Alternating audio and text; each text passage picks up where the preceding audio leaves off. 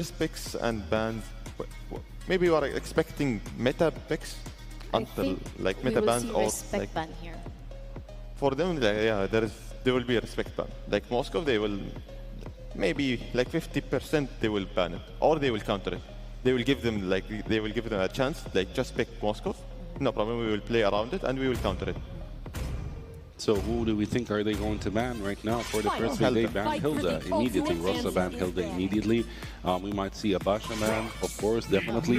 Yeah, a Basha ban definitely. We might see an Eve ban also, or they might actually leave Eve and go for a Zushin ban. Farsa, I don't think. You know, there is a very small chance for Farsa to get banned, but it might happen. It might happen, you know, I'm not sure. But there are more dangerous meta picks than Farsa right now that they can ban, because there is Lancelot, there is Hayabusa. They actually went for a Gatakacha ban. That's very interesting. So they know, they've watched, as I told you, they watched yesterday's game, so they know that Gatakacha is going to be an annoyance for them. And of course, the fourth ban from Team DFYG is going to be Fanny. Yep, we saw a Zushin ban right now. They're doing the bans immediately. They're not waiting for the countdown to finish. Right now, DFYG has their last ban in the first phase, the first ban phase. So who do you think, Soldier, they're going to ban? For me, like it will gonna pick for the ban. They need to avoid to deny any mages for Aurora game and for DFYG. They're not trying to eliminate as much as pool, like hero pools, until they will be forced. They will choose one for them. Do you think they're going to ban Eve? No, they didn't ban Eve. They're banning Gronk, and they're giving Aurora a chance to actually pick Eve. So predictable ban. Until now, like we saw it yesterday 2 times, but in the whole tournament we didn't see him any single match. If I was the FYG, I would have banned Glue immediately, to be honest. Yeah, but the first pick, of course, is going to be Lancelot from Team Aurora Gaming. Right now, we're waiting for DFYG. So Yon and Vel are going to pick. Of course, we're expecting an Eve, you know. Yeah, it's an auto pick. Yeah, it's an auto pick. Definitely, it's an auto pick. I don't want to give Aurora, Lancelot, and Eve at the same time, which will shrink their chances of winning, actually. So, yeah, they need to take something, a meta pick. So, we're waiting for Vel right now. Who would he go for? Since we have Hilda, since we have Gatakacha in the ban list, who else is there as a fighter, actually? As a fighter? Yeah. Wait. No. They would go for Yi Sun-shin, actually. Oh, interesting. Yeah. Yi Sun-shin as a marksman in the jungle. Yeah, that makes sense. Makes a lot of sense. But right now, are we gonna see a Hellcurt today? Do you think? Wow, this is a pocket pick from them. I don't think it's gonna happen. You know, although still hovering. Yeah, he's hovering right now. Yeah, we still didn't see any fighters or roamers, because usually we see fighters and roamers in the first picks. In the first picks, so we haven't seen any yet. We still have Xborg. We still have Lapu Lapu is available right now. They can pick him. There are different fighters that are available, of course. Lots of fighters. Who are they gonna go for? There's Xborg as well. But no, they're going for Kalea and Moonmox. So at least we have one roamer right now who is shown in the game from Team Aurora, which is, of course, Kalea. And right now we have the last pick for the first pick phase for DFYG. Lunux versus Eve, it's perfect. Also, they can go for Farsa, but Lunux, it's more comfortable for Aurora game. And like if we focus on Gat ban, this is like denying team DFYG to initiating the fights and engaging. They're trying to eliminate as much fights in the early. Yeah, and they're also eliminating also the backdoor clashes. So it's a good choice for them to actually ban Gatakacha. Right now, the third and the last pick for, of course, the Team DFYG is Hylos. So Hylos is going to be the roamer. Kalea is going to be the roamer for Team Aurora. And right now we are in the second ban phase, and we're waiting for Superken to go for his ban. And since, of course, we have a jungler, a roamer, and a mage for Team Aurora, so I believe the remaining ones are actually XP laner and gold laner. they will try to, in the ban phase 2, they will try to target the gold laner and XP more than... Let them play the hero. Yuzong. Yeah, Yuzong is a quite a logical ban. Yuzong, they need to ban it because there is Eve.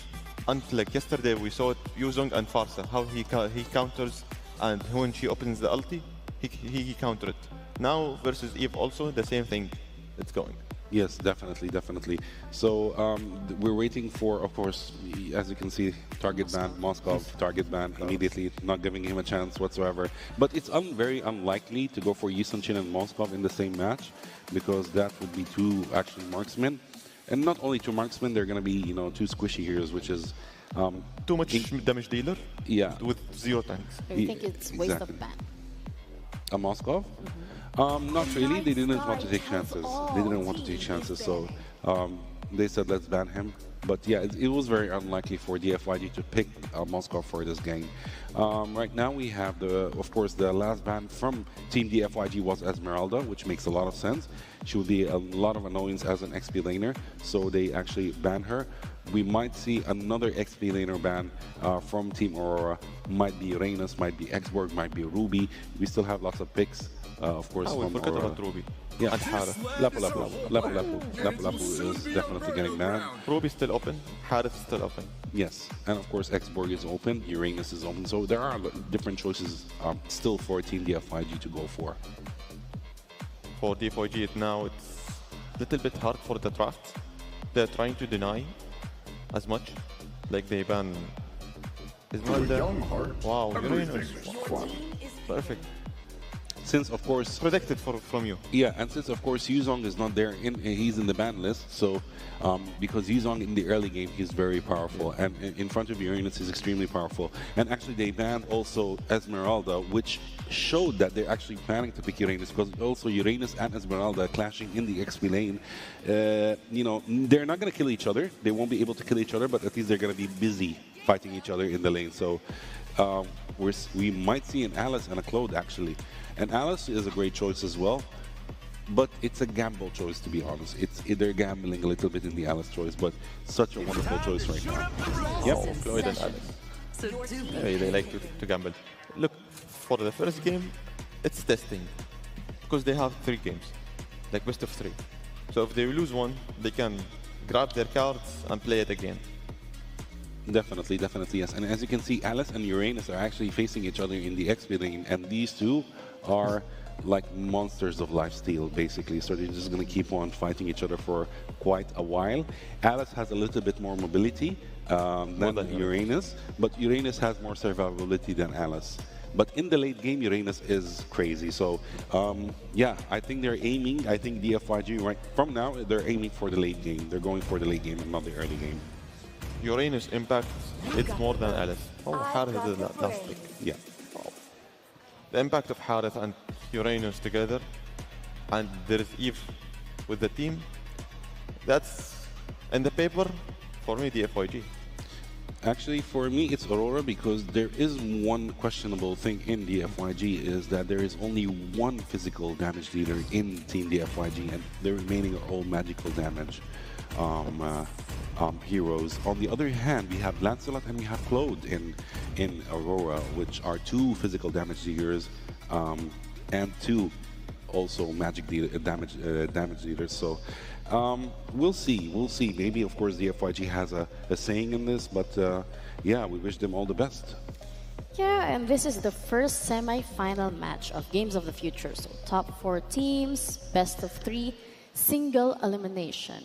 Everything is on the line. So let's send it over to our casters to bring you all the action. DFYG versus Aurora Gaming, semi-final start now.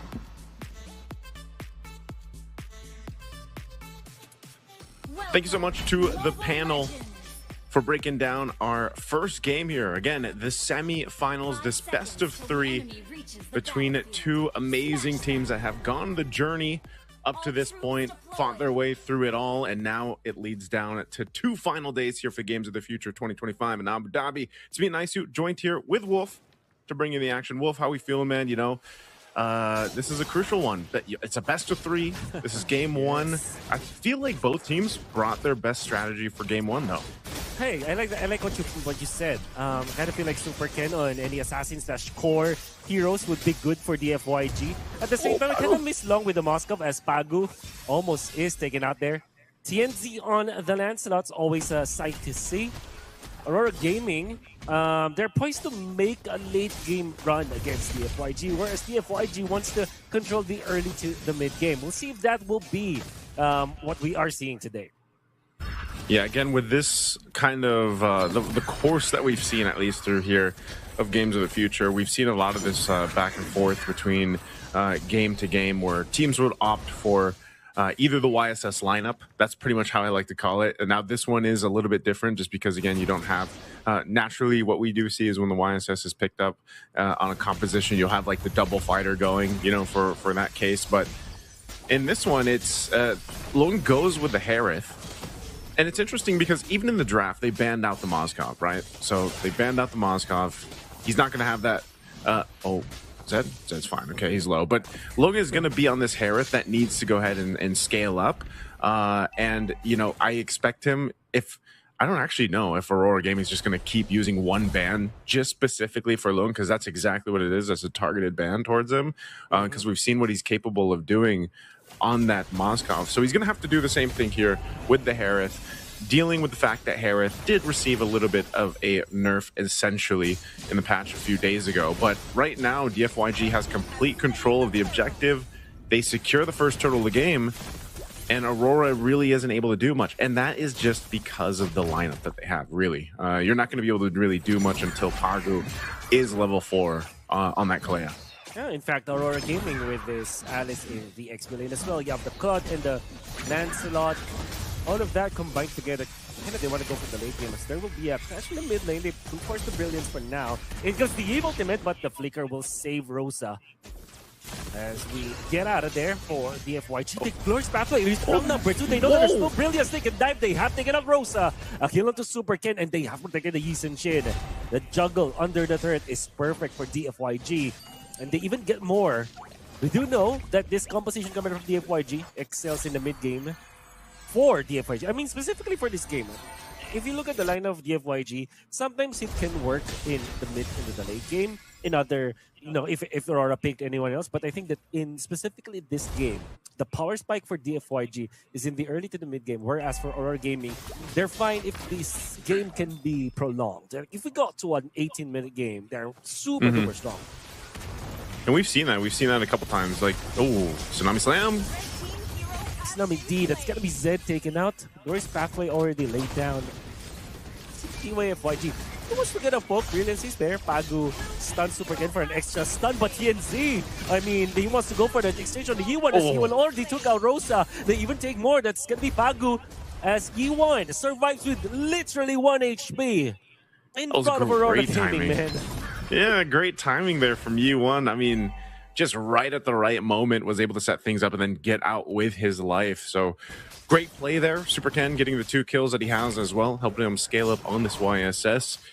It's, you know, the decision-making here from DFYG has been probably the most standout thing, like in their journey up to this point in the semifinal. You know, it's, if you consider them for a lot of viewers out there, even ourselves, Wolf, when we first were introduced to the players from DFYG and, you know, the iterations from, of course... They want to go for Super Ken, but there comes a Tsunami Slam to counter this Yi Sun-shin. Uranus as well as the Hylas, they are tanking for now, but not going to be enough as Rosa, the Lunox, with the HP-based damage against the Uranus, it works so well. Now Aurora Gaming more than have caught up in this game. Yeah, they basically caught up. I mean, as soon as I was saying that, I was like, you know, DFYG's improvement has mainly been the decision-making. Now they decided to go ahead and fight that fight, thinking that, again, I think any team would take that, though. You're up 1.5 K gold earlier into that turtle. You might try to fight that, you know, considering with what you had. They just kind of, the positioning wasn't where they wanted. Lunar's really low.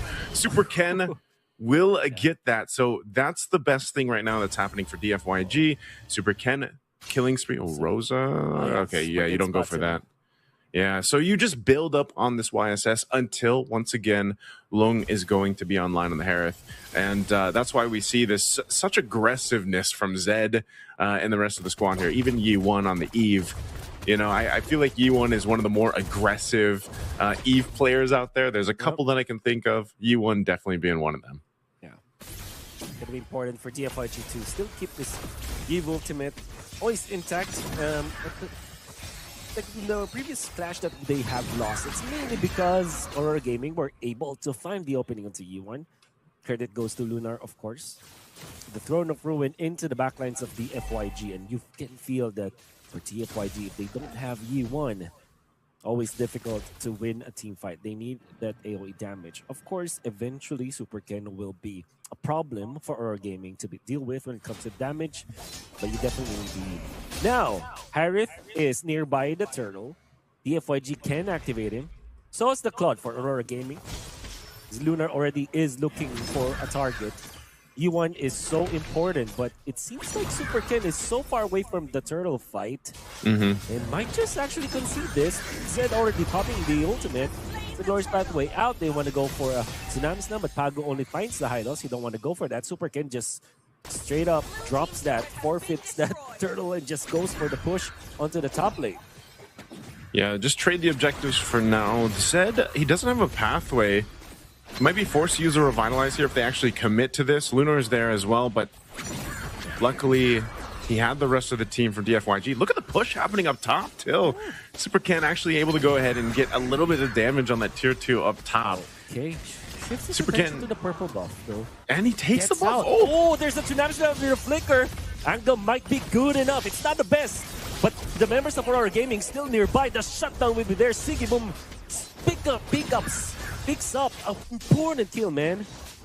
I don't know if that was worth it, because, I mean, Tienzi can go ahead and start this purple. Vel might for sure go ahead and help. But, again, you know, you didn't. It's not like you got the tier 2 turret down. You did a little bit of damage. You did take that purple. Tienzi still trying to decide on what he wants to do. They are going to get the call to clear out the little minion. So purple buff is still going to be up most likely for Super Ken. But, yeah, that was also a shutdown, right? So that bit of gold now swings in favor of Aurora Gaming, and it's going to put DFYG in a position where now you can't completely just play on that momentum that Super Ken had. He's going to have to adjust because Aurora is starting to hit that spike with this composition where, you know, they're going to have to be concerned. And Sigiboom's not even there yet. Like, it's going to be a few more minutes for that Klon to be online, but he's farming, he's double laning, he's getting what he needs. And once those 3 items are there, that gets pretty difficult to deal with if you're DFYG. Imagine this game is hanging on the balance, and Super Ken has played so well in the first 6 minutes of the game. Gets 3-0-1, but in just one slip up, he gets greedy, steals the purple away from Aurora Gaming, quickly punished by Pago with that flicker. And now they will be struggling a little bit. And with the Glorious Pathway, he's starting the fight in an awkward angle for DFYG. As it's so difficult to actually help with the Glorious Pathway because there's a couple of walls blocking that angle. Now, Pago wants to go for Super Ken, but in comes Tsunami Slam onto just Zed this time. Lunar goes for the backline. Super Ken under duress. Super Ken low, has the cycle line, but will be chased down by the Lancelot. It's going to be Super Ken down, and Lee Sun-shin out, as well as the high loss in Aurora Gaming.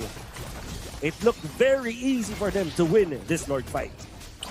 Hey man, it doesn't matter if Pago is Patrick Star or Sakura here.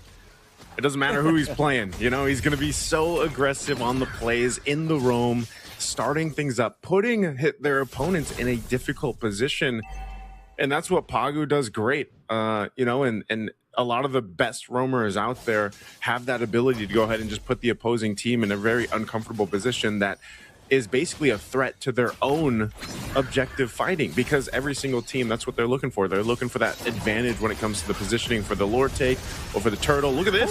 Lunar onto the backline. C1 in trouble, has the flicker out, but Zed will meet his demise. Now Lunar is going to be traded out by the FYG. Comes Sigiboom with the ultimate, destroys the turret, but they will not get a kill for now. Rosa is posing for this one. Has the brilliance. In comes the Lancelot, threading the needle. No long is going to be taken out. TNZ unpunished as he dives with the Lancelot. The dashes will be enough. The FYG claims another turret up top. And it's a 4,000 gold lead for Aurora Gaming. TNZ just doing work again. You see that so often with the Lancelots, right? They see the low health bars. They don't care about the turrets, man. They'll just go puncture their way in. Phantom Execution, Thorn Rose out, maneuver, and that is the finesse that Lancelot brings to a composition. And, you know, it's still the same thing. Like I was saying, it's either Pagu or it's Lunar. Lunar, that time, it's an interchange. It's like, it's both the responsibility for them to go ahead and start these fights up, and you just don't know who's going to do it if you're DFYG. So sometimes it's like, you know, even if they're bundled together, that's actually working against them because there's an Alice across from them. And that Throne of Ruin, whether he uses the Gleam or the Flicker with it, will be, oftentimes he's catching multiple people, and that's the problem, you know. And if it's not them and you're by yourself, that's where the threat of the Kalea comes, because you're going to get picked off with a Tsunami Slam. And that is the difficult part of dealing with this lineup that Aurora Gaming brought to the table in game one. It's working so well for them that they're, yes, 5.5k ahead. Here's a Tsunami Slam. They will be starting with the highness. This time Lunar over the back face catches 3 members of the MYG. He went out. That's the Eve, and now the Lancelot with the punctures misses the Thorn Rose, and the Bell survives because of that. But he won, a valuable target for Aurora Gaming to take out. That's the main defense for DFYG. And Aurora Gaming can knock onto the doors of DFYG into the mid lane. They go. Pagu looking for another jump now. Bell taking so much damage coming out from the pokes of the Aurora Gaming. Unfortunately for DFYG, they will be able to clear out the minion wave. But Aurora are just stealing away all of their cramps. It's going to be the purple buff as well as the green camps out there. I like it, man. It's Aurora Gaming is doing exactly what this composition is supposed to do. You saw that where they Tsunami Slam Zed away from the team. Lunar follows through with the Throne of Ruin on this Alice. And it's just kind of catching them off guard. For DFYG, they're trying to decide, you know, how do we fight this? TNZ is going to put pressure here. Lord was started up by Super Ken. They're going to be pushed off of it, though. So now in a position to possibly force a fight. Pagu once again. Pagu starts this clash. But in comes the Zaman Force, but Lunar ahead on the 3. Super Ken is now Siggy Boom under the backline. Takes how long? And only 2 members remain for DFYG. Bell, a tanky Uranus, but Aurora does not mind. I think that they have an opening into the bottom lane. That's where Yuan wants to go. Bell surviving against this Alice. They might not even mind this Uranus. They will just take the Lord. No one is dying up top. Let's not kid ourselves. Well, in comes Siggy Boom. So yeah, this is gonna be fine for Aurora. They have collected the Lord this time. Rosa is here. They have more than enough damage to take out Bell. Yep, they're taking their time. Yep. Okay. They're taking a lot of time here, Wolf. They're taking way long. Okay, it's an alley-oop, but Rose takes it. I thought it will be given to TNC. You know what?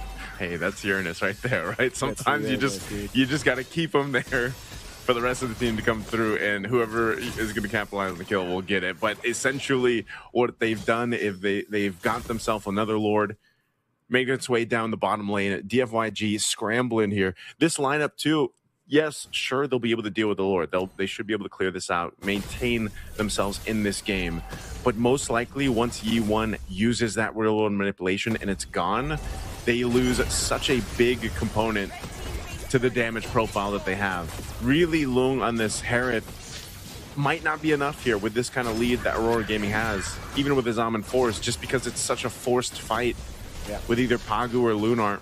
So Lord is going to go down here. Next waves are going to be pushing in. There goes Pagu. Oh, Lunar actually catches their student this time, but Yuan is actually in trouble. Now, long as well from Siggy Boom. They have taken out 2. Let's get the damage dealers of DFYG out now. Super Ken is in trouble. The true damage left is there. Oh. And now TNC collects the kill. Zen will be taken out. That's a triple for TNC. Shut down for Siggy Boom this time, but TNC wants to go for a double kill even for the Uranus, but that doesn't matter. A complete team wipe for Aurora Gaming, and that's game 1 for sure. 8-0-7. TNZ with the showcase, the maniac on that Lancelot. Again, it was picked up for a reason, played to near perfection. Once again, Aurora Gaming with this composition, they knew the game plan for this from start to finish. They could choose multiple fights however they wanted to because of that combination alone, the Alice and the Kalea. And when you scale up this fast, you know, you kind of get to take what you want. And that's what we saw when the, you know, second, third turtles started to break out. And Aurora Gaming just really was able to go ahead and capitalize on a lot there. You know, I know this is a lot to break down in game one, but we are going to be throwing it over here to the panel to go ahead and talk more about game one. What a way to start our semifinals. We are now 1-0 in the series, and Aurora Gaming secured that win. To be honest, Aurora Gaming, they give little bit space for the FYG in the first game. They give them the first blood, they give them the turtle, but their momentum cannot be break easy. Yeah, that is very true. Aurora Gaming was playing quite, you know, like excellent actually this match. And oh my God, TNZ with Lancelot was unbelievable. He was, you know, getting into the fights, getting the kills, and backing out immediately. But of course, we've seen Rosa do a great job as well. Pago was unbelievable with actually baiting the tank, stripping him away from his team so they can kill him and then clash with the team with no tank. So yeah, their play, Aurora's gameplay was very strategized. So kudos actually for Team Aurora for this win. You know what? If Aurora continues to play like this, we are looking at their spots in the grand finals. That is for sure. They can save a spot if they continue in the same rhythm they played in the first match of the day. Because if they continue with the Lancelot and they continue in the same focusing on the early tempo and in the mid-game tempo, denying the FYG for any objectives, any kills, any fights unnecessarily, they can continue and they can save a spot. But you know, looking at the statistics and looking at this number, it tells a very clear story that Aurora Gaming did it. Yeah, definitely. You know, it was almost like a complete dominance, from Aurora. You know, 55,000 gold, like a 9,000, almost a 9,000 difference in gold. 7 towers destroyed, 2 lords slain, 2 tertials slain. And as I said before the match started, actually there was actually question. I felt questionable regarding the picks of the FYG when it came to Harith in the end, because they didn't have a lot of physical damage dealers, and that showed in the game basically that there wasn't much physical damage. Aurora stacked on the magical defense, since most of the damage that was dished out from the FYG was actually magical damage. So yeah, TNZ is the MVP as we expected, of course, with Lancelot, 8 kills, 0 deaths, and 7 assists. We want to continue TNZ